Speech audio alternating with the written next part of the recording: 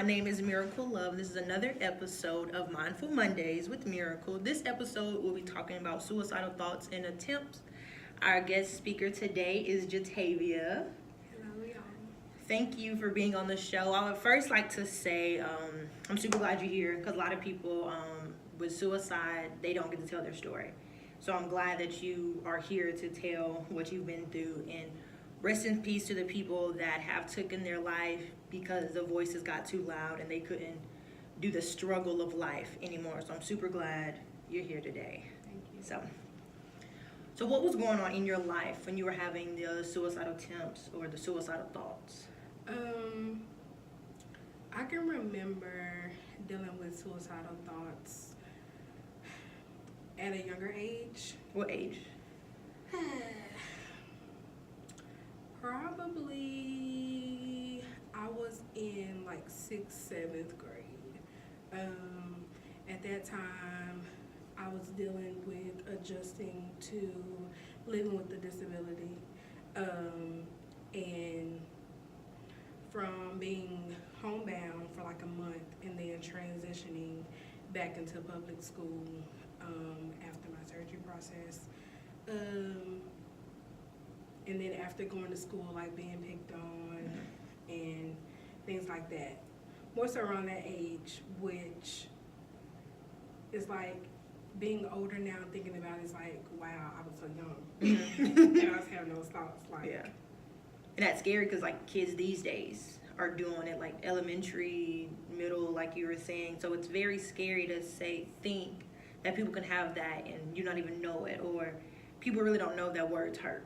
So people are, oh my God, saying this, saying that, and then you're going home and contemplating, taking your own life as you're in middle school, 6th or 7th grade, and that's, how old are you, 12, 13? at that age. Yeah, when you're in 6th and 7th grade. 6th, 7th grade, I was actually younger. Oh, really? Yeah, because I remember when I was like entering high school when I was about like 13. Oh, yeah, okay. 12 turning 13. So I was probably like between the ages of 9, 10. Let's see, I had surgery in 05, so probably like 10. Mm-hmm. So when you were going through these suicidal thoughts, did you tell anyone? Did you tell a parent, a guidance counselor? No.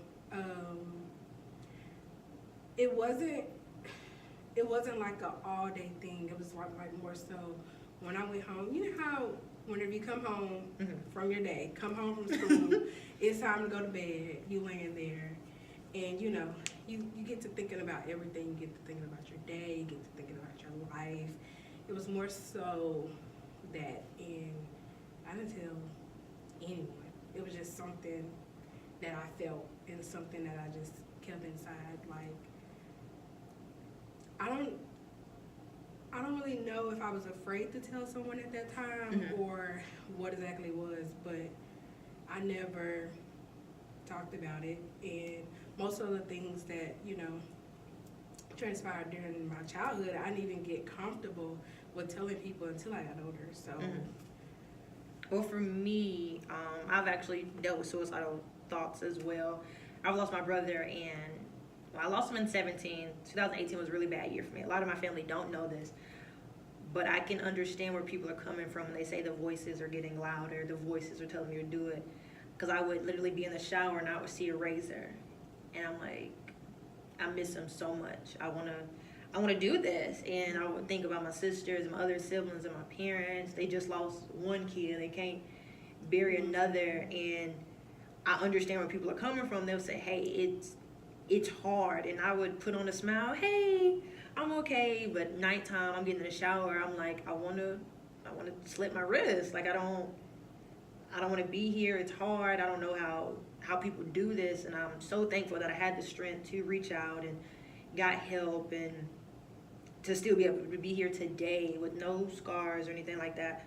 But I understand it gets hard, and those voices can be extremely loud. And I never understood that when people said it. I'm like, well, no, you ain't hearing nothing. You want attention. But I apologize to everyone I've ever said that to, because I've dealt with it. So since you're in the social work field now, What do you psychology? Yeah. Sorry. What do you say to the kids that are going through what you went through? Like, how do you try to relate to them without doing too much or being like a mom or? I think the most important thing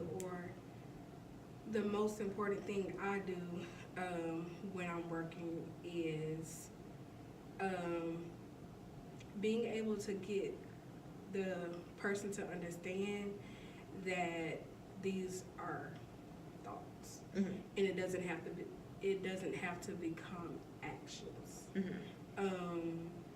And also, if they're not able to communicate with their friends, family, or anything of that nature, or people at school about their feelings, being able to provide, some guidance to help them get a little more comfortable with talking to adults, being able to express the feelings that they're feeling, because if you're not expressing it, it's kind of harder to get the help that you need. Mm-hmm. So do you feel, is that why you chose the field you're in, since you dealt with it at such a young age, or did you just love helping people and trying to figure out how their brain and stuff works? The honest, true reason why I chose the field and more so work with kids is because a lot of times whenever you're a child, you feel like you don't have a voice because you're a child. You're told to shut up, be quiet, go to your room. Yeah. So you feel like, or most kids may feel like they don't have a voice. And that carries over into young adulthood.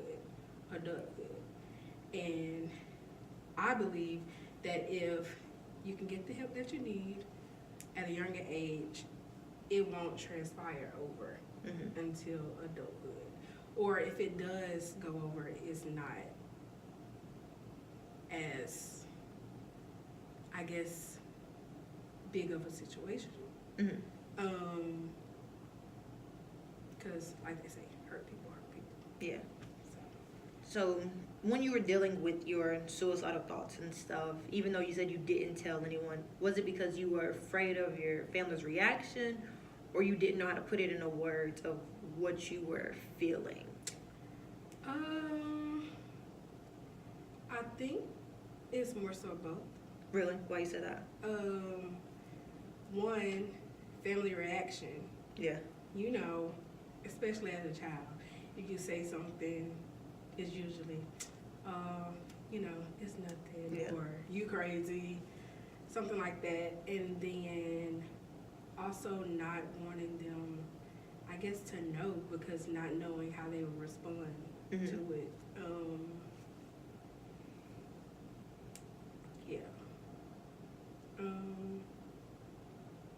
And I think another thing was just fear of, if I did say something, then what happens next? Yeah, the unknown, really? Okay. So do you think you being African American played a part in that? Like, with your family not knowing how to react? Because for us, it's what happens in this house stays in this house, and it's not that big of a deal. I feel in the African American community, we sweep a lot of stuff under the rug. So do you feel your parents wouldn't understand, or do you feel they just was like, okay, Jatavia's just a child, she's not thinking like this, or she's not getting bullied that bad enough to where she would actually take the steps to commit suicide? For me, I want to say it's a part of being African American, Really? of course. Because of, like you said, what goes on in this house stays in this house. And I kind of feel like we were forced to be strong, but not strong enough to express our emotions. Because you can be strong all day. All day, they gonna tell you, be strong, draw the tears up, and all this. But if I'm expressing my pain or my hurt, it's different. Yeah. There's a different response. And I think that was where the fear came from.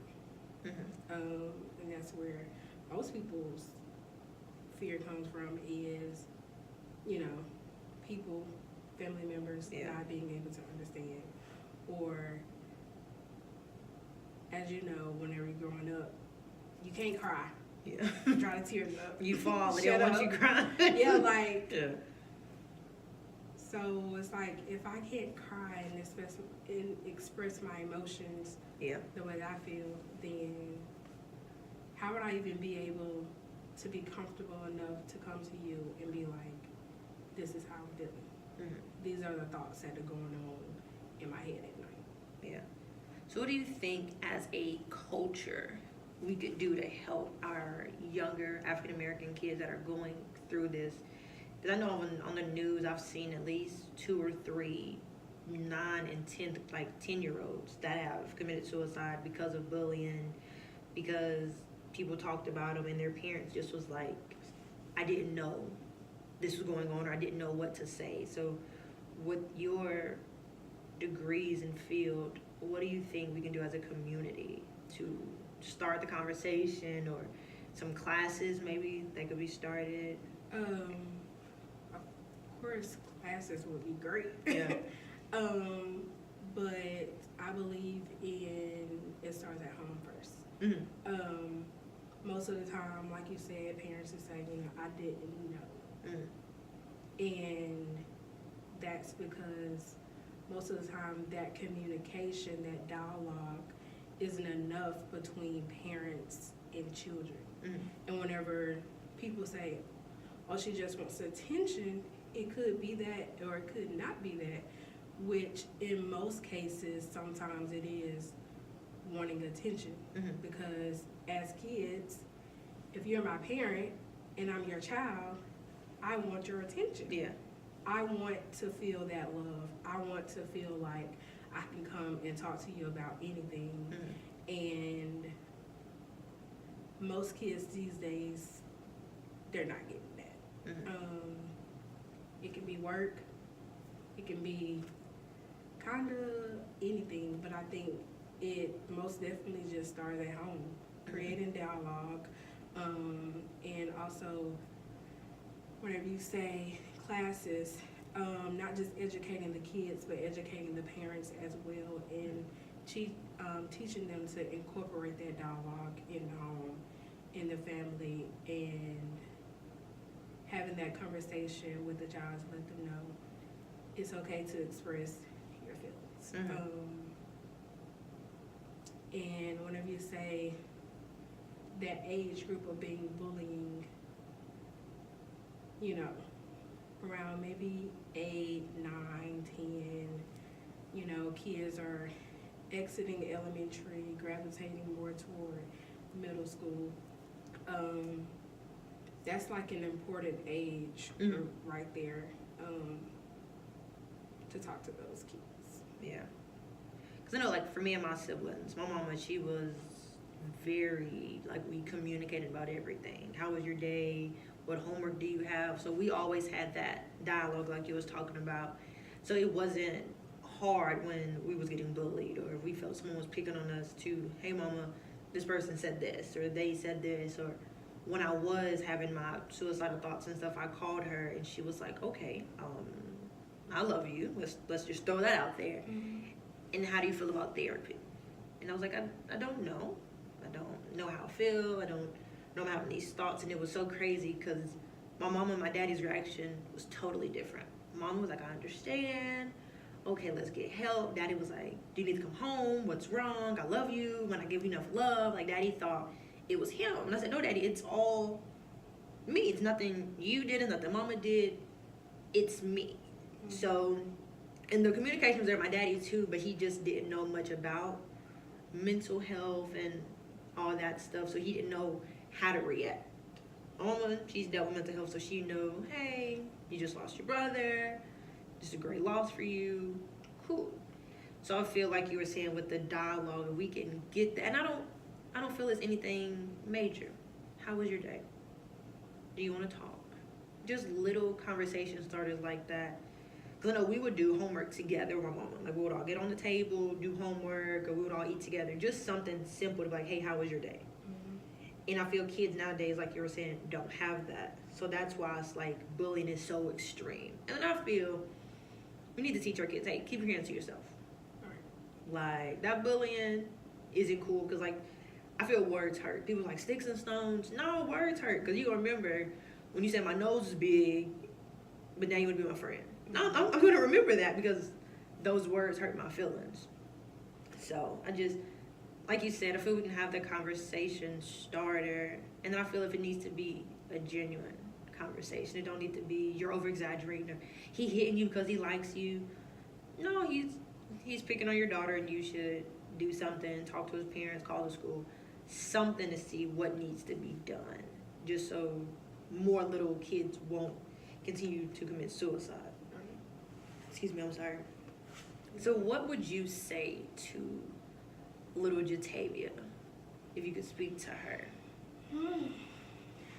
First of all, hey girl. But no, seriously. At that age, I think the first thing I would tell her was, I love you.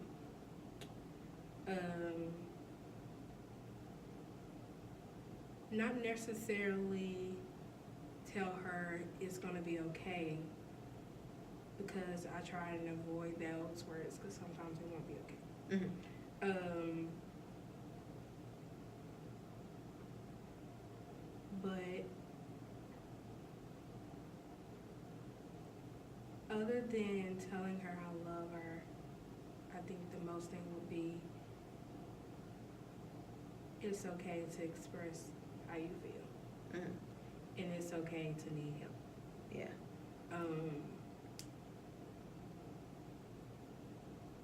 And I think whenever it comes to it being okay to need help,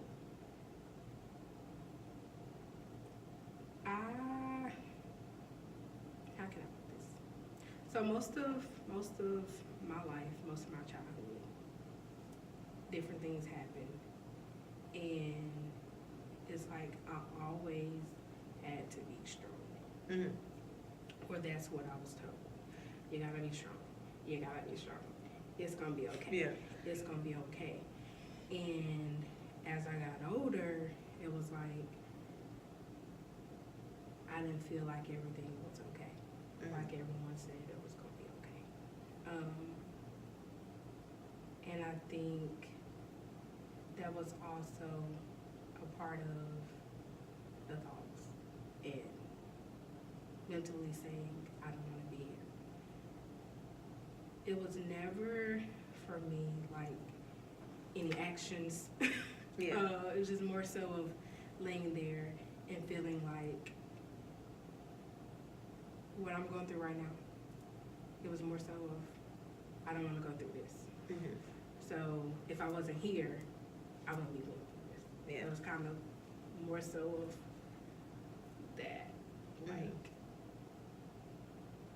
So since you're older, have you told your parents or any of your family members about this? no. Really? Really. How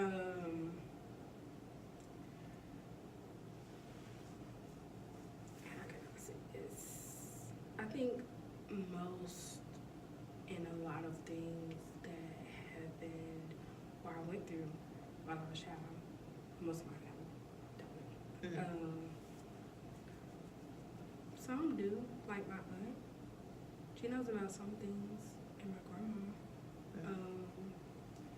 Or it was kind of like if you were there to witness it or what I was going through, Mm-hmm. it was like you knew.